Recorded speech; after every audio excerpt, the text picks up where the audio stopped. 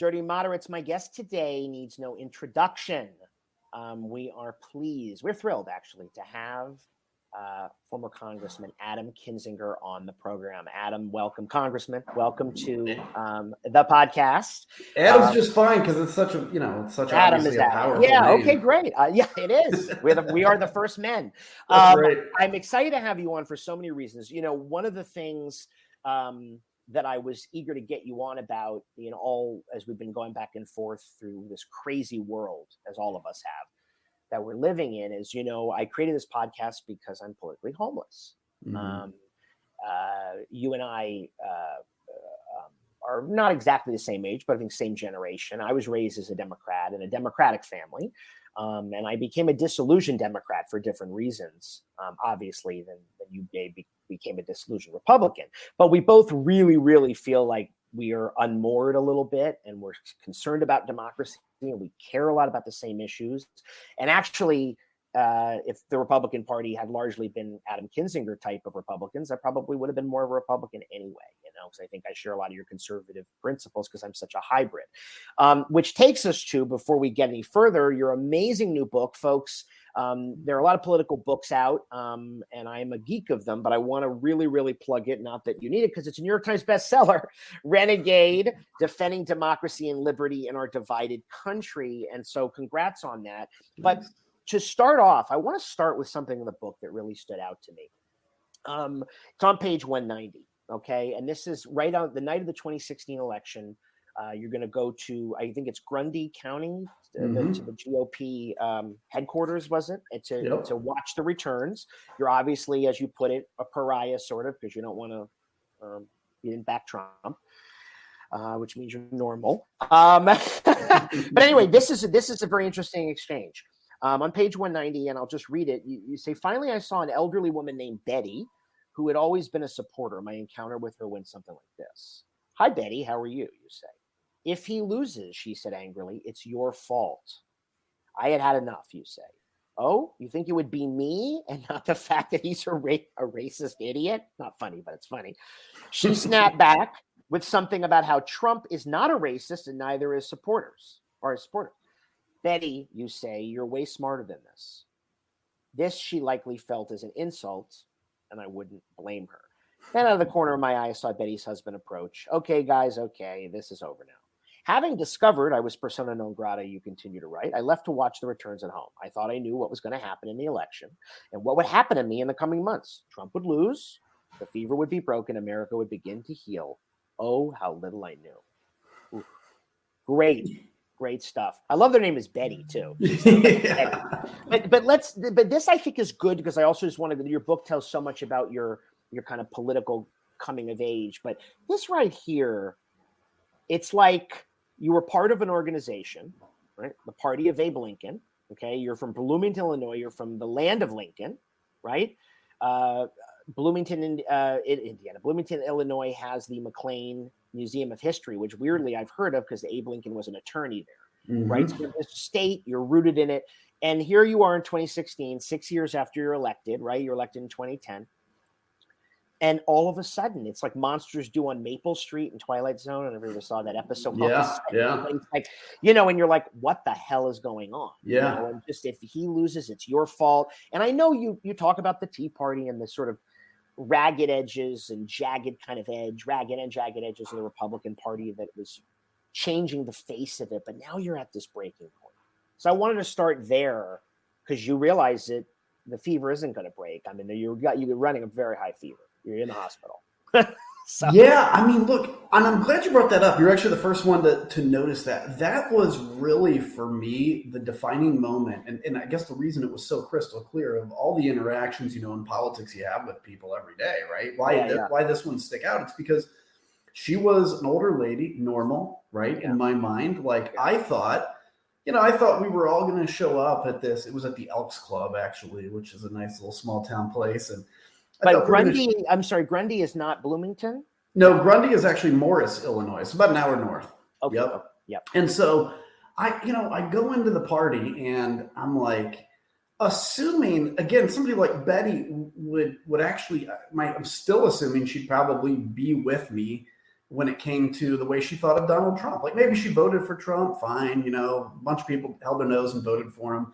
And I thought she'd be like, yeah, hopefully Trump wins, but if he doesn't, we can rebuild the party. And what I saw was just this flash of anger that caught me way off guard, which was like, if he loses, it's your fault. Because I had been very outspoken against Trump. And I'm like, first off, it's ludicrous to think I'm going to be the guy that torches Trump. But secondly, it's just like, I just remember this.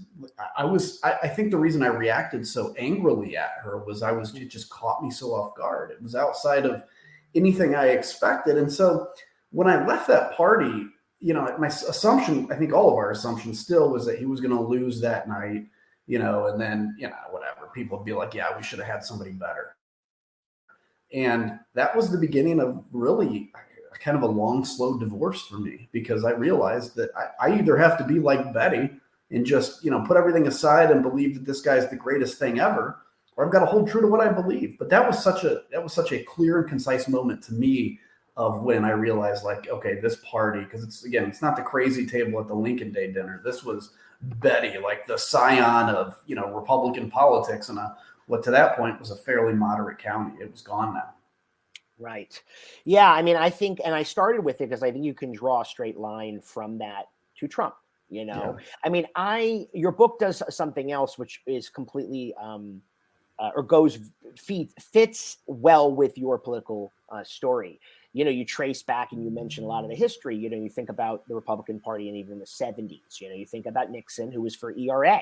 You think about Gerald Ford, right? Probably the last true moderate. I mean, Betty Ford was, dancing on the White House table. I mean, it was amazing. No. I mean, they were really, they slept in the same bed. It was so scandalous. As a matter of fact, a lot of people think that helped throw the election of Carter in the South in 76 because, they were pro-choice. They were actually pro-LGBT in those different things. The culture war, Roe had just happened, and even it was just not on the thing. Reagan comes in, and sort of what William Sapphire said, jollies along the evangelical right, which sort of begins this melding of the party, which you talk about kind of crests in 1992, at least for you, right? Where you sort of feel like you go all in.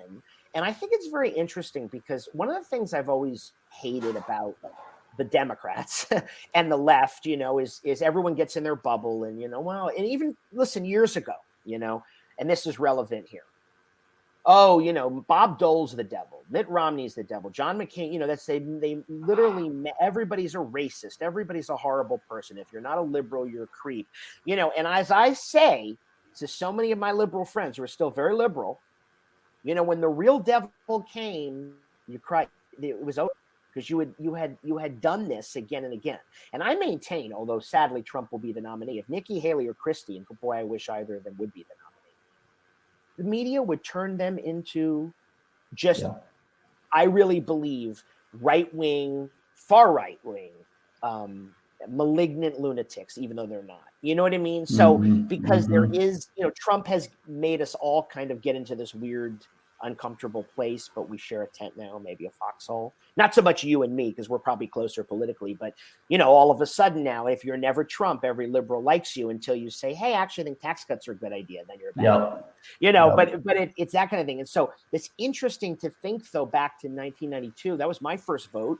I voted for Bill Clinton because I used to be a Bill Clinton Democrat, which I think is a very different Democrat than we have now. Totally. And obviously H.W. Bush lost, but Pat Buchanan that year gave a very fiery diatribe, anti-gay, anti-abortion, just culture war. We're going to take this country back block by block. But you really were inspired by this sort of best of the Christian element, I think. You're very dedicated to your faith in the best way. I'm Jewish and I am not religious, but since October 7th in Israel, I feel more Jewish than I ever have. And I went to a Presbyterian school, so I'm very close to the Judeo-Christian tradition, so I have great respect for it, even though I've not really been religious. But there is a case to be made, for following your faith and believing there's a pure sense of it, and believing that was an important part of the Republican Party, that wasn't evil, that wasn't divisive, right? I mean, not from your standpoint. Do you see where I'm going with this? Yeah, I do. Back to that era. Is that your wonderful son? Yeah, he's getting a little yelly. That's like, this is pretty off standard in the Kinzinger household. So that's fine. It's fine. We have a thing here that I actually borrow from Joe Walsh, was if dogs bark or yeah, I mean, look, when it comes to the faith side of things, like I still hold my faith very dear. And the reason is, like, look, I think my faith has been so perverted, by the way. Like, Donald Trump has been turned into the new Jesus Christ. He's the new, like, moral stick everybody measures up against. And my belief is, like, look, you have to treat, like, the Jesus of the Bible I grew up reading actually treated the poor very compassionately. He had compassion for immigrants. He actually, wasn't obsessed with politics. This is, by the way, a fairly new journey of my life, is recognizing that you can be a Christian in politics, or you can be a religious person in politics, but you don't bring your religion to politics. I've always known that part. Like, I was a man of faith in a secular position, so I have to act like that. But this has been so perverted and turned into Christian nationalism. And what I saw, I can look back at 1992 and see, I went to the Christian Coalition meeting, which was basically, you had in essence, a failure of the moral majority, which was Falwell's group. And then the Christian Coalition was Pat Robertson's answer to that. And this was the first time that George H.W. Bush came and actually spoke to the group. And it was the first time that you really saw mainstream Republican politics openly court evangelicals. Now, look, even at the thing, he said, like, we don't want to go back to, like, the days of Ozzie and Harriet. So he held true to what he really believed. But that was an open signal to the Christian right that we need you, you're part of this movement. And that's fine until the Christian right made a decision to take over the party. And that's what's happened over the last, frankly, 15 years. And I can look back and see the different iterations of that. But now we're in a moment where, like, my goodness, the GOP doesn't represent the GOP that you and I remember. It doesn't represent the party of fiscal discipline. It's the party of, let's make somehow Christianity the national religion, but it's not a true Christianity. It's just like some culture. It's like some trope of culture war. That's really what it's come down to. And the GOP, which is like, they were at least something of the salvation of, hey, we're limited government people. We'll keep the government out of your lives, which if you run a business, you really appreciate.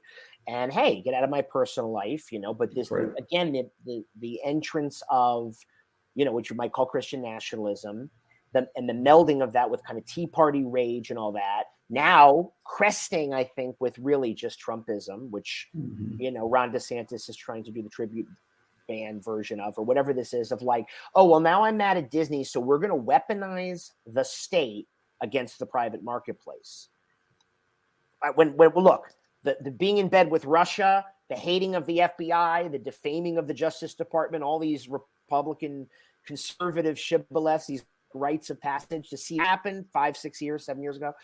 And now to hear Republican governors saying, well, we're going to pass any bill we can to oppose woke or to oppose things we disagree with using the power of government. I mean, then again, you have absolutely no governing philosophy. No, and this is a real problem because, well, so first off, when I know you don't support that, but I don't either. But why is the government in my love life? What's it have to do with anything? That's exactly right. That's exactly right. I don't want to be in your love life, so get out of my love life. It just that's what the Republican Party should be, because the Democrats do look. I live in California, where all they do is pass laws in Sacramento. Adam, I'll tell you, there's a thing. Oh my God, the lamps broke. We got to pass an anti-broken lamp law. I mean, you have never. So the state is so bananas. Oh, it's horrible. I mean, you have to have a gender-neutral toy store. First of all, I'm gay. I'm obviously not trans, but a gender-neutral toy. A boy can't go buy a Barbie without the government telling him to. What the hell? That's all they do is pass laws. I'm not even picking on that issue. It could be anything. My friend in the restaurant business, there's all these parking ordinances you have to go through just to have parking in front of your. It is, for a small business, it's death. Yeah, but, it is. But if the government's going to kind of deregulate, but then say to your trans kid, you can't be who you are. Yeah, that doesn't work. Well, it's so right, and that's where I would encourage anybody, whether you're on the right or left, to think about this, which is, excuse me, look, what is your philosophy? What is it that you actually believe, and apply that consistently, because that's what a party and that's what principles are around. Here's an example. Sure. And I actually now would consider myself closer to the Democrats on foreign policy than the Republicans, which is a change. Well, they're Reagan-esque in a way. Right? Yeah, exactly. They're more Reagan-esque. Right. But what was it, 4 years ago or 3 years ago? The Democrats went crazy over Trump killing Soleimani. Like, they said, "Oh, you remember that?" And I'm like, "Sure. What is this about? No, this was a great thing. This is an American moment. It's akin to killing Osama bin Laden." And I say that not to not to try to compare both sides, but to say, to be a party that attracts a majority of Americans, be consistent in your philosophy and don't make what you stand for an opposition to the other side. That's what the Republicans are now. They're basically anything the Democrats support, they oppose. Anything Democrats oppose, they support. That's what the GOP is. And that's why, even though it's quite possible they could win this November, that's why long-term they will be a failing party. For the Democrats, the temptation will be to do that same thing. But I'm just saying to my Democratic friends, don't do that. Be a party based on principle. And you'll notice that you can draw people like Adam and I, like the Adams, to your party if you're consistent. Because we can disagree on certain issues, but consistency is respected. I know, but as it's, and I'm certainly far from the first person to say this. It's what did Liz Cheney say a lot during January 6th? I think Jamie Raskin or somebody said to her, she would tell the story of, "I can't wait to get back to disagreeing with you on everything else," because we have to be all in this foxhole. Now, I'm not as conservative as Liz Cheney, but I really like her, obviously. But I really appreciate what you and Liz did on the January 6th committee. We're actually taping this on January 5th. Tomorrow's January 6th, which I want to talk about because obviously you sat on that committee. I really thought, again, everything in the Trump era defies expectations and shatters any illusions you might have about decency, right? And really makes you really understand gaslighting.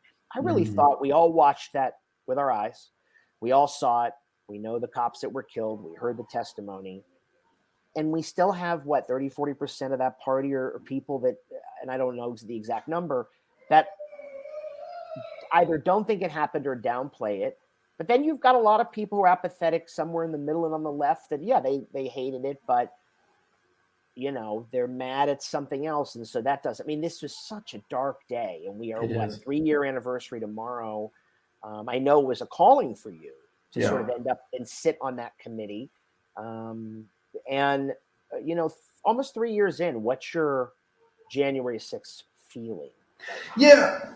Look, I didn't want to serve on the committee because I knew that, I knew it would be the end of my political career, which is fine. I had served 12 years. It's not like I was, just. You also really don't fit in the party anymore in any meaningful way. It's hard to be an outlier, but anyway. It certainly is. And so, but, my assumption, I think it was everybody's assumption, which is if you present people with facts, they're going to come to the right conclusion. What I've come to realize is if we truly see the Republican Party as a cult, and I think that's a pretty good analogy, to be honest with you, because, what do cults do? If somebody goes outside of the cult, whether it's Liz or I or, Mitt Romney, whatever, what do? You get demonized, you get ostracized, you get put aside, because that has to be a warning to other cult members. Don't challenge the current orthodoxy or this will happen to you. And Adam, the thing that I have come to realize that people fear more than they fear death is being kicked out of their tribe, right?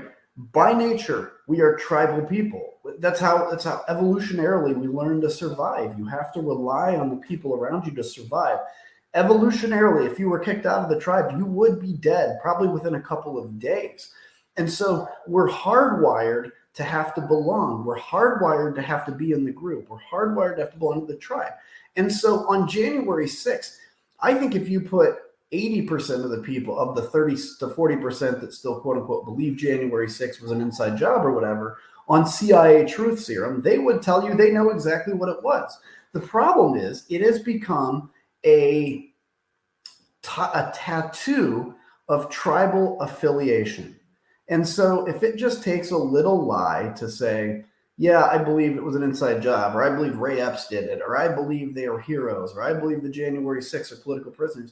Even if you don't believe it, you don't care anymore, because what matters is you're fighting for the tribe. It's psychological operations. I believe if we quantum leap like 10 years forward, which is a great show, by the way, but if we do that and we look back and we say, okay, what do you believe about January 6th? Like in 10 years, nobody's going to believe any of the garbage about the lies. They're going to believe the truth.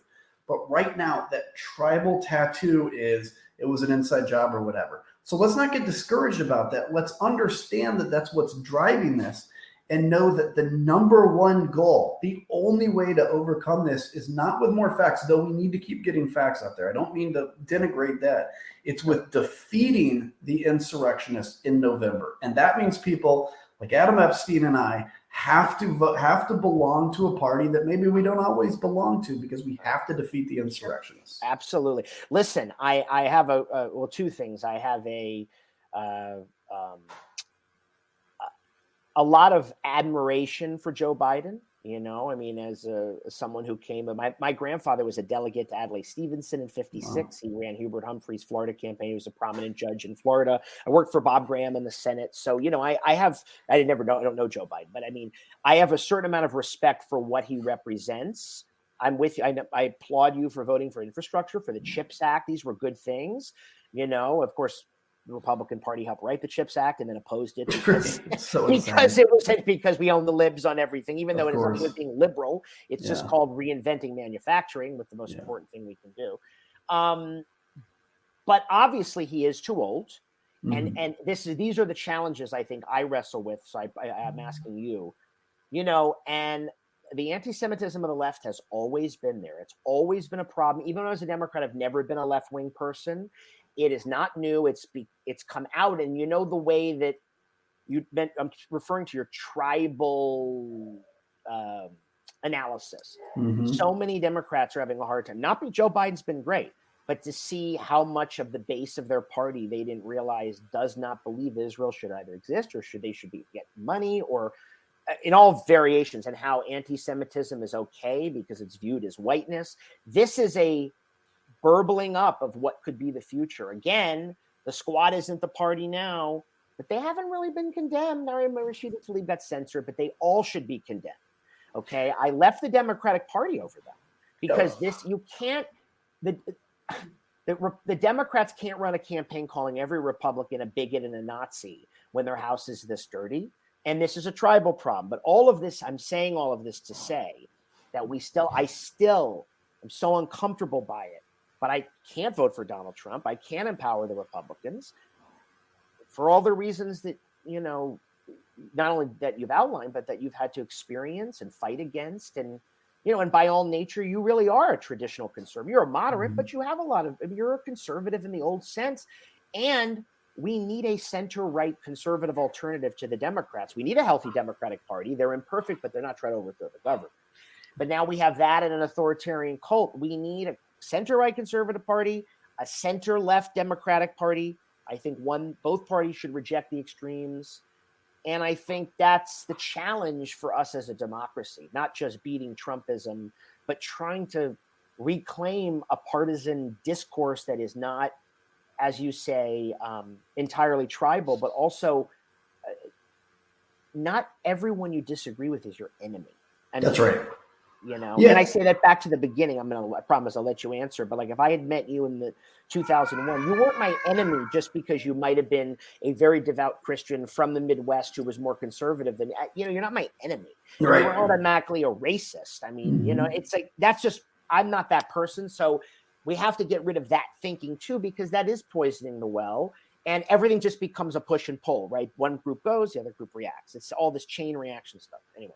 Well, and quite honestly, I've found that, first off, I think picking your friends based on a political viewpoint is the dumbest thing to pick a friend based on. Like, look, I like partying with people, and I don't care what your political viewpoint is. If you're fun to party with, I'll go party with you, exactly. Right? I mean, also, whatever happened to organic connection? I mean, what do? You meet and you're like, hey, before we get started, you're really cool. What's your political affiliation? Who does that? I mean, It's stupid. But, you know, look, I think what we need to do is let's delete in our mind the idea of a party infrastructure. Okay, there is no Democratic Party, there's no Republican Party. It really is, and particularly with all the new Citizens United and all those kinds of problematic rulings, the political parties have no power. They're simply a structure to operate within. So think of this as just kind of mobs of people. There's mobs of people on the right, mobs of people on the left, and they all kind of pull in a general direction. The problem with the left right now, maybe the majority of folks on the left are pro-Israel. There is a very vocal of not just anti-Israel minority on the left, but pro-Hamas. I've seen it. And people will tell me it doesn't exist. Well, I've seen it. So whatever, right? Just like on the right, you have Nazi sympathy, okay? Truly open Nazi sympathy. So how about this? You lead your people and understand that mobs of people move and shift and change. We no longer have to build a coalition of the left that includes pro-Hamas people. We can pull people from the center right to come into the left that are now being disaffected by the folks on the far right. So the message I would give, frankly, to any sane Republicans left, but especially to the Democrats right now, is figure out what it is you believe in, stand on that. And if, frankly, the Hamas left wants to not go vote, or they want to vote for Donald Trump, okay, fine, let them. Because by you not having to kowtow to them, you're going to pull more moderates into your party, and you're going to shift your party to a coalition that you agree with more. And so this is a huge problem. And I say this again, I tell you, on my book tour, the number of people that would get upset at me if I said something like that, everybody was generally nice, but they'd be like, oh no. It's like, okay, listen, either don't listen to me, the guy that's been through this and understands what makes people, frankly, on the right and center right tick, and just assume that what I'm saying is attacking you, or actually understand that I want the Democrats to win this year and I'm trying to help you get there. And so that's like, I've seen, all of your stuff where you're like, look, I'm trying to help. And it's like both sides get into this bubble of any attack is unacceptable. And by the way, that's exactly how Hillary Clinton lost in 2016.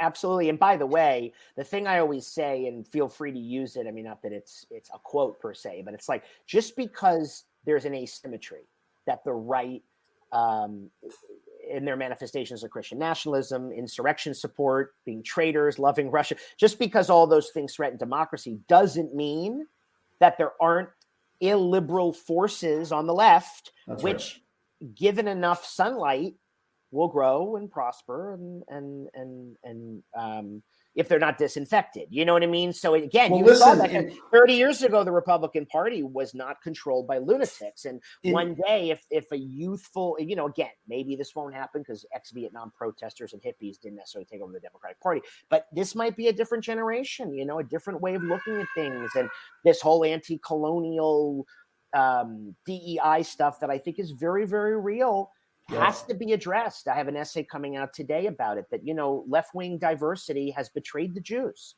Not okay. It's not okay. You can't say you are liberal in any sense, classical or otherwise, if you make accommodations for hatred. Even though you're not on the right, that doesn't mean, I have immunity. No, you don't have immunity. Because this all is discursive, to use a fancy word, all filters through the discourse into one form or another. And it's not like there's a door blocking it. What's on the left can move to the right, and vice versa. It's that horseshoe Venn diagram thing they always talk about. Yeah, and look, in 2015, I got into arguments on the Foreign Affairs Committee with one, the former California Congressman, Dana Rohrabacher, who was pro-Russian. I remember. And people would tell me, Adam, don't engage Dana. He's the only pro-Russian guy. He's probably on the KGB's payroll. We said that meaning it, but look now, 5, 6 years, 7 years later, a significant amount of the Republican Party is expressing those same values. Like, understand that when you see warning signs, you as a movement have to fight against those warning signs, because if you don't kill them in the cradle, pardon the term, like they're going to grow into an adult. You're going to have to fight an adult. That's much harder to do. Yeah. A couple more things before we head out, because I just want to touch on things. So obviously you were deployed to Afghanistan and Iraq, which is amazing.